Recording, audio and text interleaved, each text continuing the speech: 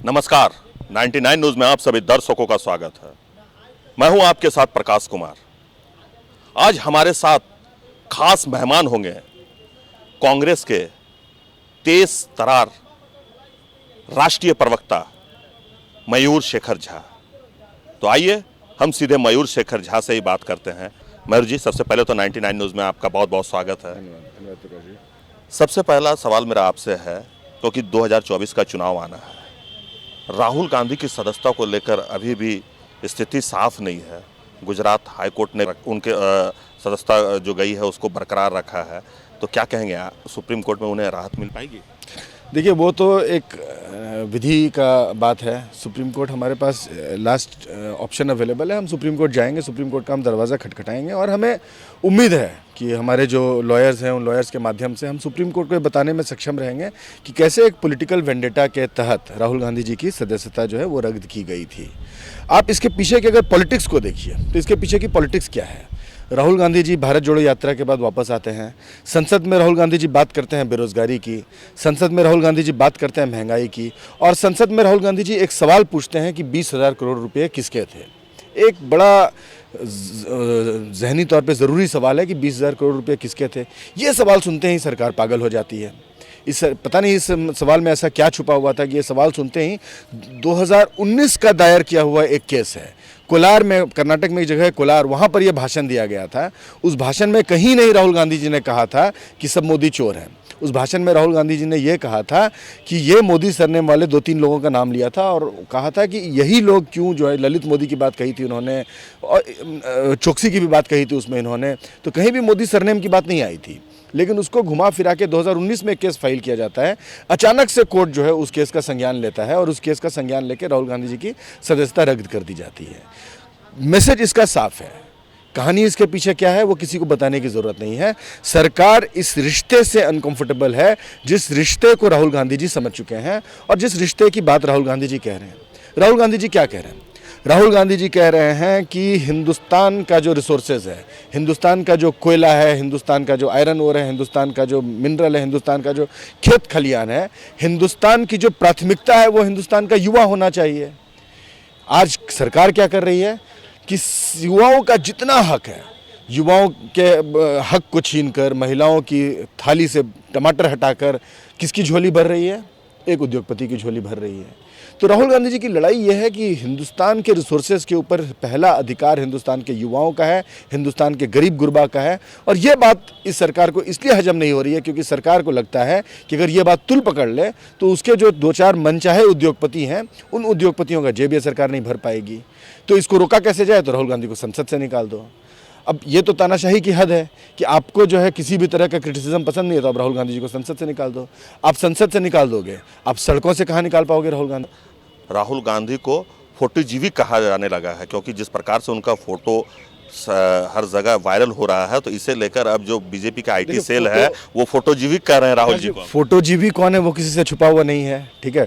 फोटोजीवी के कैमरा के फ्रेम में सिक्योरिटी वाला आ जाता है तो सिक्योरिटी वाले की नौकरी चली जाती है। तो फोटोजीवी कौन है? वो किसी से छुपा हुआ नहीं है, ठीक है।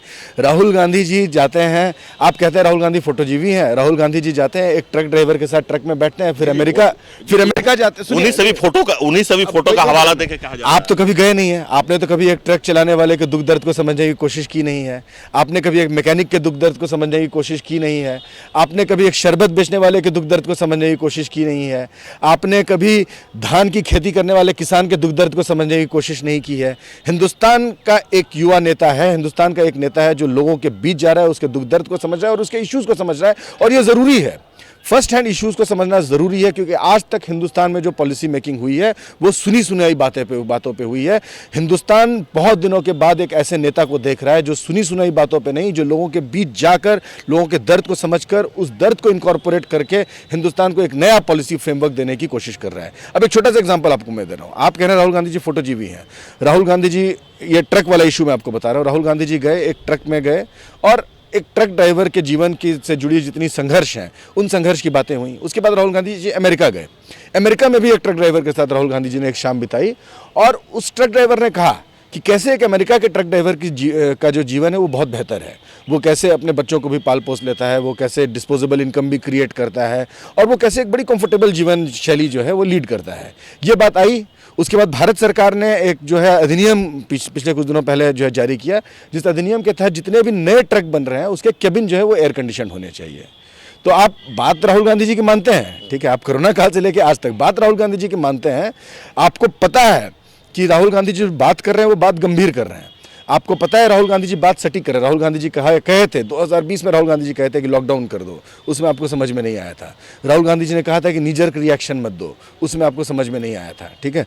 राहुल गांधी जी ने आपको पता होगा मास्क पहन के संसद में चले गए थे तो संसद के स्पीकर जो है नाराज़ हो गए थे।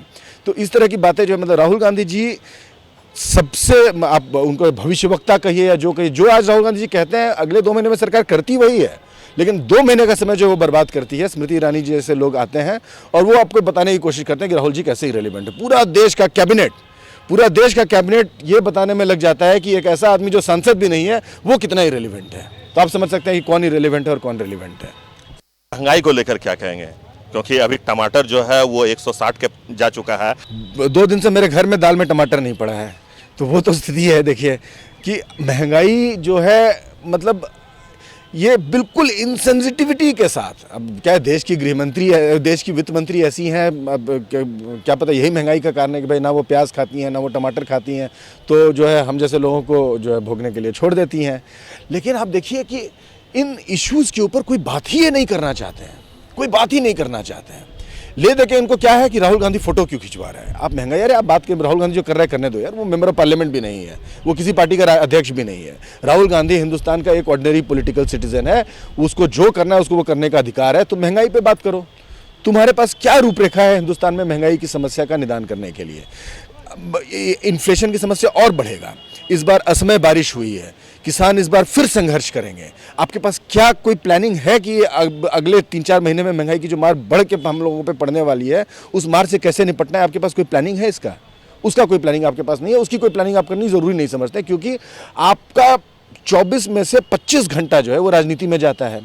अरे आप राजनीति कर चुके हैं, देश आपको एक बार 282, एक बार 303 सांसद देकर भेजा है। आपकी राजनीति की क्रेडिबिलिटी एस्टैब्लिश हो चुकी है। आपकी गवर्नेंस की क्रेडिबिलिटी कहाँ है? आपकी राजनीति लोगों को पसंद आई, लोगों ने आपको सत्ता में बिठा दिया। अब आप गवर्नेंस से लोगों का दिल तो जीतिए। गवर्नेंस कहाँ है? Where is the governance?